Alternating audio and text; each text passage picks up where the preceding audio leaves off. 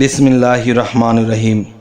হে সমস্ত জগতবাসী, আজ আপনাদের সামনে যে আলোচনাটি নিয়ে হাজির হলাম সেটি হলো সূরা কিয়ামা। সূরা কিয়ামা এর আমল ও ফজিলত। এ সূরা পাঠ করে পবিত্র পানিতে দম করে বা ফুঁক দিয়ে পান করলে অন্তরে আল্লাহর ভয় ও বিনয়ের সঞ্চার হয়। প্রত্যহ 3 বার করে পাঠ করলে পাঠকের কবর আলোকিত হয়ে যাক, পাঠকের কবর আলোকিত হয়ে থাকবে। তবে হে সমস্ত জগতবাসী, পাঠকের কবর আলোকিত হবে এই কথাটি কিন্তু কেউ ভয় পাবে যে আমি মৃত্যুর পরে আমার কবর আলোকিত হবে, তো এখন তো বেঁচে আছি। আচ্ছা, এখন বিষয়টি হলো যে মানুষ নিজের দেহ যদি মাপে তাহলে 3.5 হাত, তাহলে যেই কবরটির মধ্যে সেই মানুষটিকে রাখা হবে মাটির, সেই কবরটিও কিন্তু 3.5 হাত, সে নিজেও 3.5 হাত, তাহলে সেটাও মাটির তৈরি, এটাও মাটির তৈরি। তবে কোন কবরটি আলোকিত হবে এটা কিন্তু ক্লিয়ার বলা হয়নি। তাই আমি একটু ক্লিয়ার করার চেষ্টা করলাম যে পৃথিবীতে যে নিজেকে আলোকিত করতে না পেরেছে সে কখনো কবরে আর নিজেকে আলোকিত করতে পারবে না।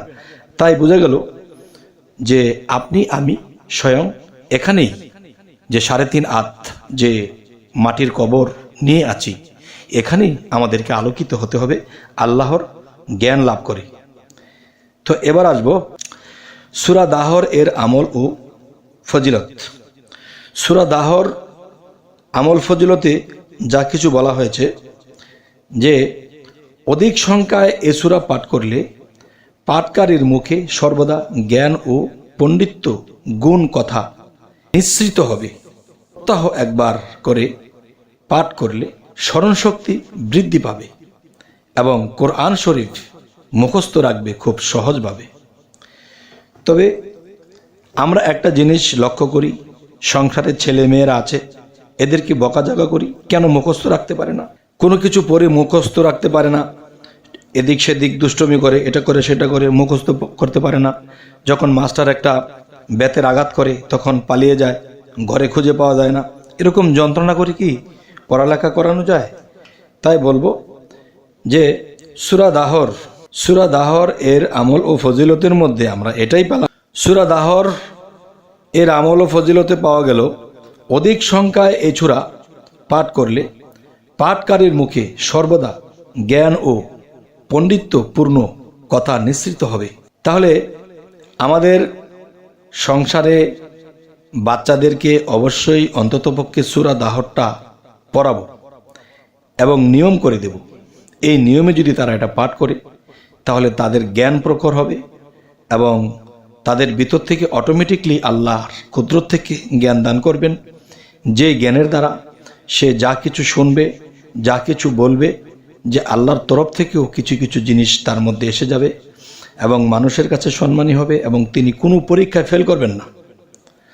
এবং অনেক মানুষ আছে স্মরণশক্তি একেবারে কম, স্মরণশক্তি কম হওয়ার কারণে তখন দেখা যায় অনেক কিছু মনে রাখতে পারে না, কিছু মুখস্থ করতে গেলেও পারে না।